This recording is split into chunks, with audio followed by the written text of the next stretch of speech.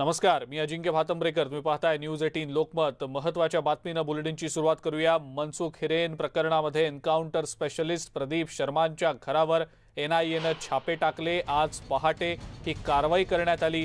दरम्यान एनआयएनं प्रदीप शर्मांना लोणावळ्यातून ताब्यात घेतल्याची माहिती मिळतेय. त्यांना चौकशी करता मुंबईला घेऊन आल्याची ही माहिती मिळतेय. सकाळी 7 वाजता त्यांना लोणावळ्यातून घेऊन गेले असून थोड्याच वेळात ते एनआयएच्या कार्यालयात पोहोचणार असल्याची माहिती समोर येतेय.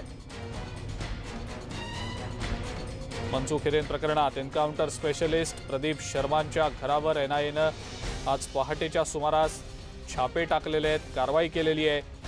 दरम्यान एनआयएनं प्रदीप शर्मांना लोणावळ्यातून ताब्यात घेतल्याची माहिती समोर येतेय.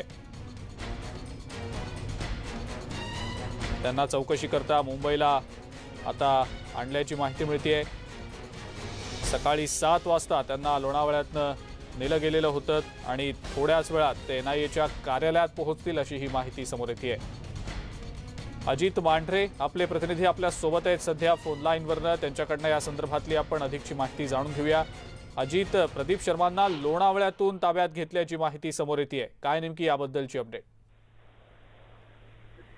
अजिंक्य, साधारणपणे सकाळी 7च्या सुमारास प्रदीप शर्मा यांना लोणावळ्यातल्या एका मोठ्या रिसॉर्टवरून त्या ठिकाणी एनआयएच्या अधिकाऱ्यांनी चौकशी करता ताब्यात घेतलेला आहे आणि ते मुंबईत पोहोचलेले आहेत. पण मुंबईत नेमकं त्यांना कुठे घेऊन गेलेले हे अजून स्पष्ट झालेलं नाहीये. पण एनआयएच्या सूत्रांनी दिलेल्या माहितीनुसार ज्यावेळी लोणावळा इथं प्रदीप शर्मा यांना चौकशी करता ताब्यात घेतलं त्याच वेळी त्यांनी त्यांच्या मुंबईतल्या घरावर देखील छापा टाकला आणि त्या ठिकाणी काही तांत्रिक जे पुरावे आहेत, म्हणजे इलेक्ट्रॉनिक गॅजेट असतील, काही त्यांचे कम्प्युटर, लॅपटॉप, मोबाईल, त्याचबरोबरीनं काही कागदपत्र, काही अशा वस्तू आहेत ज्या या सगळ्या प्रकरणांमध्ये एनआयएला महत्वाच्या वाटतात. त्या सर्व वस्तू त्यांनी गोळा केल्या आणि ते एनआयएच्या कार्यालयामध्ये घेऊन गेलेले आहेत आणि त्याच ठिकाणी प्रदीप शर्मा यांना देखील घेऊन गेलेत अशी माहिती मिळते. पण अद्याप हे स्पष्ट झालेलं नाही की प्रदीप शर्मा यांना नेमकं कुठे घेऊन गेलेले आहेत.